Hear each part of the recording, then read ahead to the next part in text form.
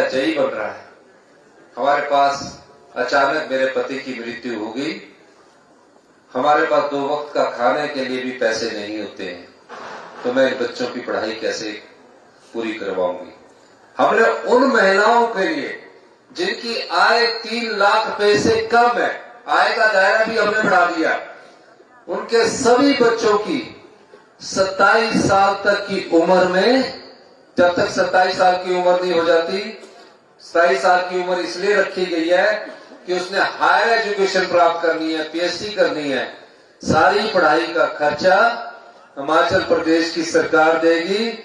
और अगर उसने पीजी में रहना है तो उसके लिए हर महीने 3000 रुपया भी हिमाचल प्रदेश की सरकार देगी।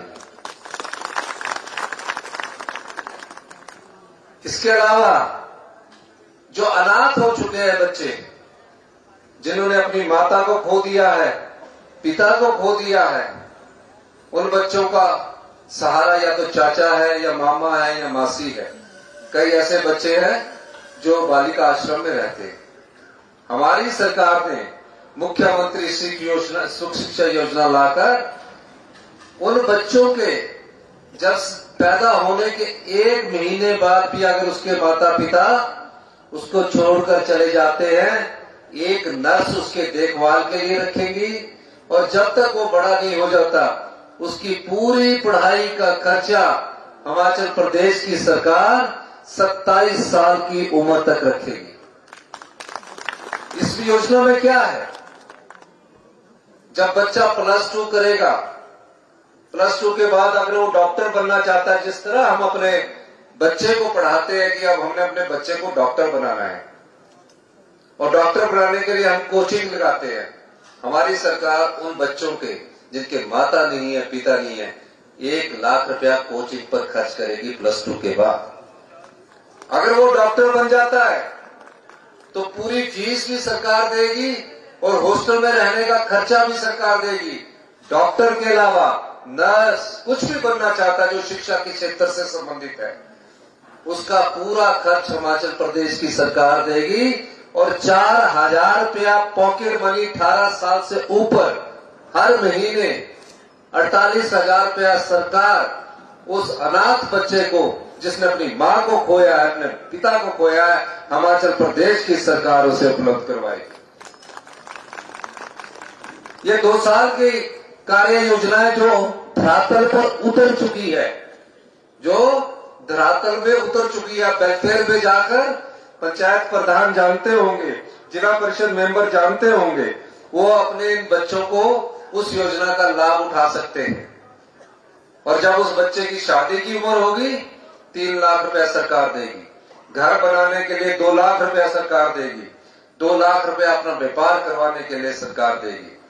जिस तरह हम अपने बच्चों को मंदिर दर्शन करवाने के लिए ले जाते हैं कि साल में चलो एक बार मंदिर दर्शन करवाना है, उसी तरह कई बार उनको घूमने के लिए ले जाना पड़ता है, उसी तरह इन बच्चों को साल में एक बार बाई एयर घूमने का और 3 स्टार होटल में रहने का पूरी सुविधा 15 दिन के लिए हिमाचल प्रदेश की सरकार देगी। ये पैसा कहां से आता है, कहां से ये पैसा खर्च करता होता है? ये आपकी संपदा है, हम तो संपदा के रक्षक हैं। 5 साल आपने हमें मत दिया, लेकिन हमने अपनी योजनाओं में बदलाव लाया। हमने भ्रष्टाचार के चोर दरवाजे बंद किए, जहां से जनता के पैसे को लुटा दिया जाता था, हमने उस संपदा को लूटने से रोका। और इस परिवार जो अनाथ है, जो मां को खो चुके हैं, बाप को खो चुके हैं, विधवा बहनें हैं, उसमें हम ये लोग खर्च कर रहे हैं। बहुत योजनाएं हम आपके लिए बना रहे हैं, इस आशा के साथ कि हमारी 75 लाख की जो जनसंख्या है, उसमें समाज का कोई ऐसा वर्ग ना छूट जाए जो सिर्फ हड़ताल के माध्यम से अपनी मांगे रखना चाहता है। इन लोगों ने कोई मांग नहीं की, ये बच्चे मेरे पास कोई मांग लेकर नहीं आए, ये हमने सीखा। जब मैं आप परिवार का व्यक्ति कोई मुख्यमंत्री की कुर्सी पर पहुंचता है, उसने दर दर की ठोकरें देखी होती है, वो गरीब का दर्द जानता है, आम परिवार का दर्द जानता है, उस पीड़ा को हमने सोचा आज ये सरकार की इन योजनाओं से फलीभूत हो रही है। ये बात मैं इसलिए कह रहा हूं कि अभी किसानों के संबंध में मैंने आपको योजनाओं का जिक्र किया, ये यहीं रुकने वाला नहीं है। आपकी संपदा किस प्रकार से लुटाई जाती है वो आप नहीं समझ सकते। वो सत्ता में बैठे हुए जो लोग सत्ता में होते हैं, हम मंत्रिमंडल के सदस्य हैं, विधायक जानते हैं कि किस चोर दरवाजे को हम लोगों ने बंद करना है। हम धीरे धीरे अपनी सभी गारंटियों को पूरा कर रहे हैं। भारतीय जनता पार्टी के पास कोई मुद्दा नहीं है। कहते हैं, मैं पिछले दिनों दिल्ली गया, मैं अभी बैठा ही था, पहुंचा ही था कि टॉयलेट टैक्स लगा दिया। मैंने पूछा कौन सा टॉयलेट टैक्स है भाई? झूठ ही लगा दिया। बड़े बड़े नेता टॉयलेट टैक्स की बात करते हैं। आपके घर में, सबके घर में टॉयलेट बना होगा, क्या किसी के घर में कोई टैक्स लगा? अब ये देखिए किस तरह झूठ बेचते हैं टीवी में, सोशल मीडिया में। कभी बोलते समोसा गुम हो गया, अब कहां से समोसा ढूंढ के लाए? मैं तो समोसा खाता नहीं, कर्नल शांति साहब भी नहीं खाते। और उसका न्यूज वालों का हाल देखिए, टीवी में चला है कि मुख्यमंत्री जी का समोसा गुम हो गया। ये नहीं चला कि कितने रोजगार के अवसर हमने पैदा किए, बेरोजगारों के लिए हम क्या लेकर आ रहे हैं।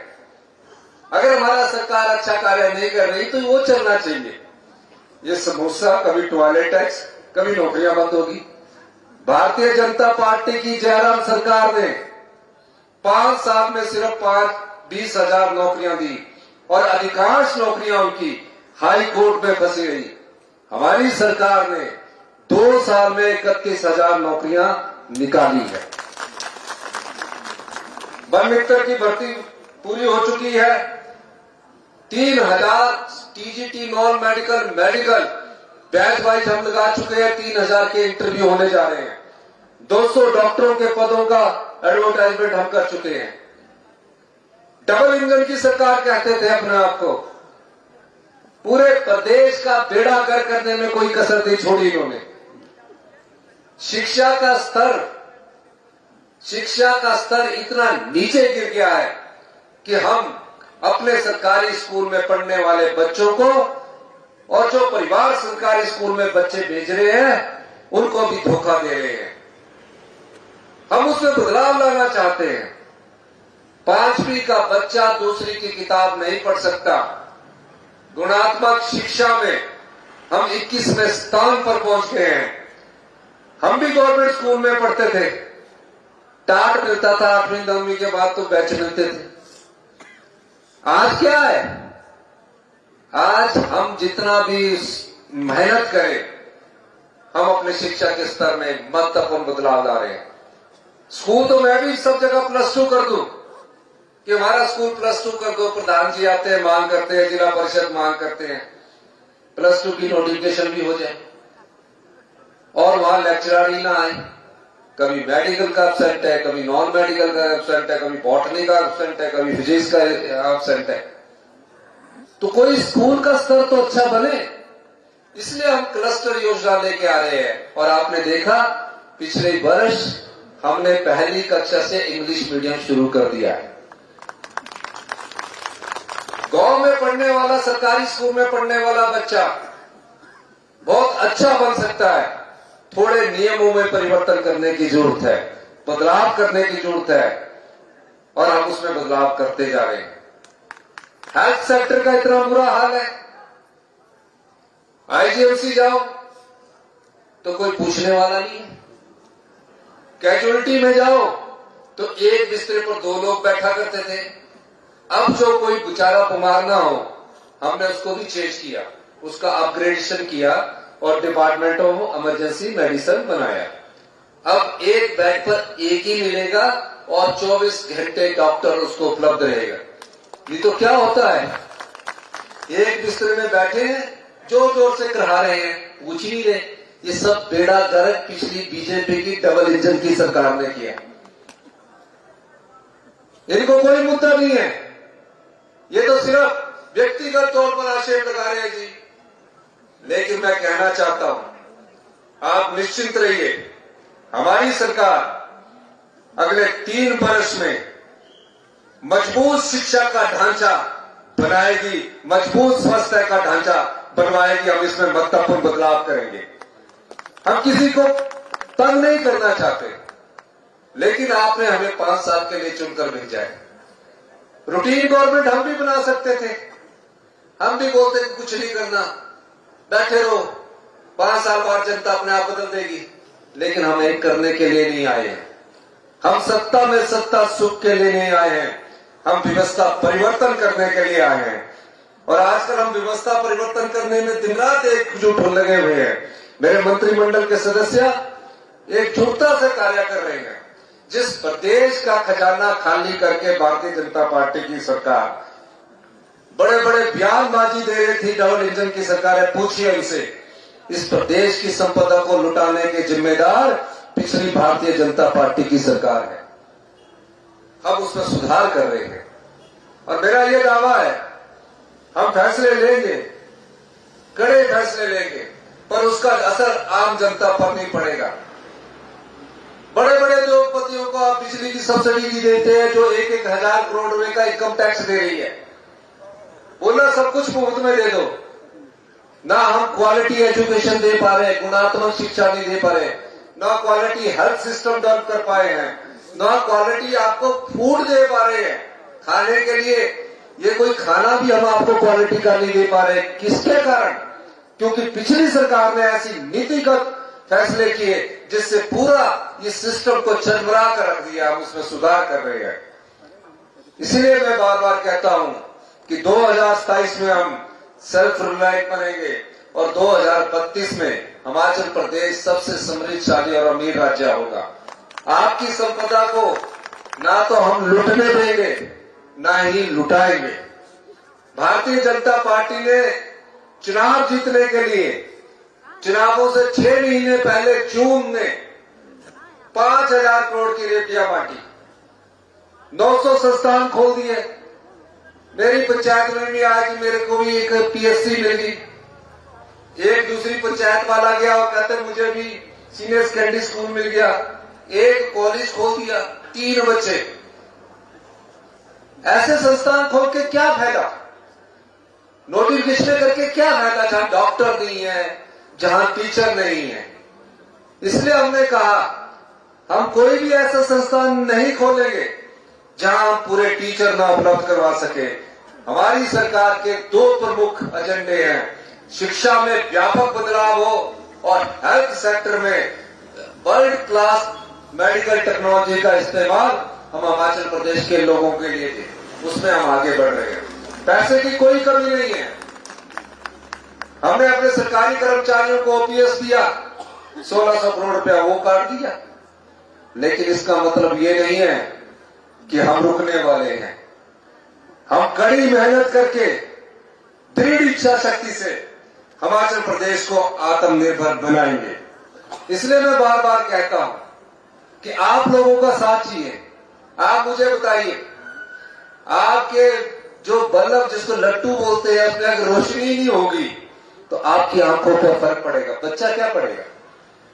क्या मुफ्त की ऐसी योजनाएं जो भारतीय जनता पार्टी राजनीतिक लाभ के लिए प्रदेश के खजाने को लुटा रही है, उसकी कोई जरूरत नहीं। जो गरीब है, जिसके पास साधन नहीं है, जो बिल्कुल कमजोर है, उसको हम आर्थिक रूप से मजबूत करेंगे।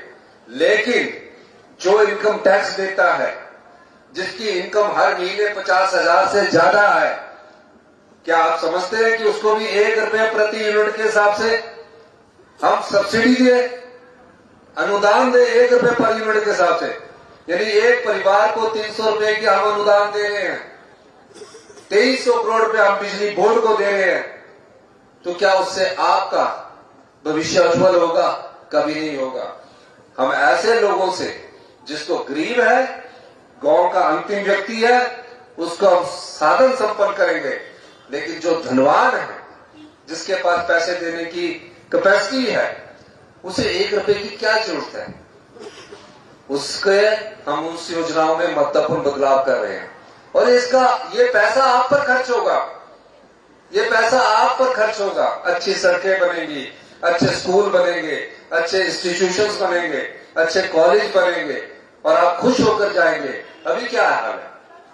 हम 2 साल से इसी को सुधार रहे हैं। अब सुधार आगे बढ़ा है।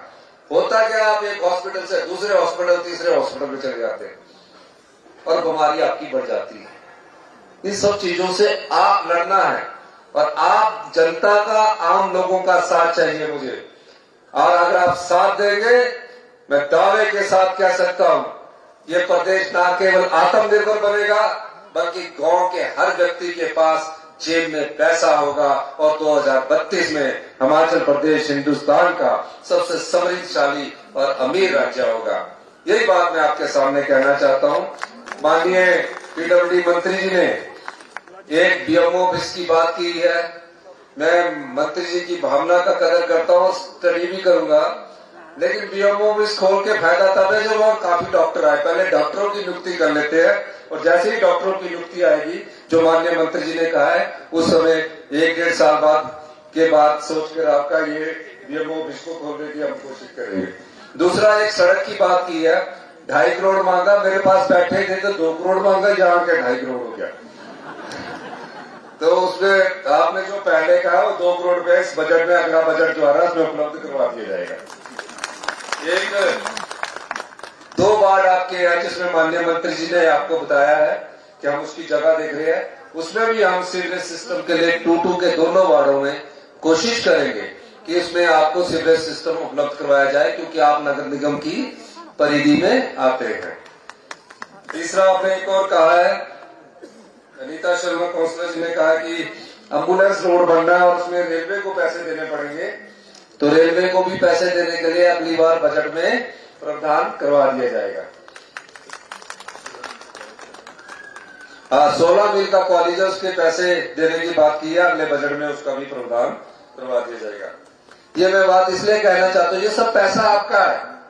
हम लोगों को तो 5 वर्ष के लिए आप चुनकर देते हैं, लेकिन आपके पैसा सही इस्तेमाल हो, पिछली सरकार की तरह ना हो कि मैं चुनाव आ गया, मुफ्त में पानी मिल जाएगा। गांव में मुफ्त में नलके और पानी तो दे दिए, पर पानी की क्वालिटी देखी है आपने? किस प्रकार का पानी दे रहे हैं हम आपको? हमने जो मक्की 30 रुपए खरीदी है, उसका मक्की का आटा हम भोग के नाम से मार्केट में लाने जा रहे हैं। अगली बार गेहूं खरीदेंगे आपसे। इसलिए क्वालिटी वाटर के लिए हमने कहा 100 रुपया कोई भी दे सकता है, 100 रुपया लेंगे जितना पानी गांव का व्यक्ति पानी का सदुपयोग कर सकता है। लेकिन अगर हम बोलेंगे कि नलका तो लगा दो और पानी ना आए, प्लम्बर को ढूंढते रहे, तो वैसा भी क्या फायदा। और पानी स्वच्छ होना चाहिए। मैं ये बात इसलिए कह रहा हूं कि हिमाचल प्रदेश में कुछ कारणों से, जिसका हम स्टडी कर रहे हैं, नॉर्थ ईस्ट के बाद पॉपुलेशन की जनसंख्या के आधार पर दूसरे नंबर पर हम कैंसर के मरीज होते जा रहे हैं। कैसे रोकेंगे हम, अगर हम आपको क्वालिटी वाली चीज नहीं देंगे? इसलिए हम सब लोग चाहते हैं कि आप हमारा साथ दीजिए और हम आप लोगों के बीच आपकी समस्याओं के समाधान के लिए आए हैं। यही मैं कहना चाहता हूं। आप लोगों का बहुत बहुत धन्यवाद। और एक मंडी बनाने से पहले ये मंडी देखते हैं कैसी चलेगी, फिर उसके बाद 4 लेन वाली मंडी को भी हम अमली जमा बनाएंगे। ये वो हिसाब ना होना कि स्कूल तो खोल दिए, मंडी चले ना एक और बिल्डिंग बना दे। तो बिल्डिंग बनाने के लिए तो हम है नहीं, चलनी चाहिए, तो हम इसको और स्पीड करेंगे। बहुत बहुत धन्यवाद। जय हिंद, जय भारत।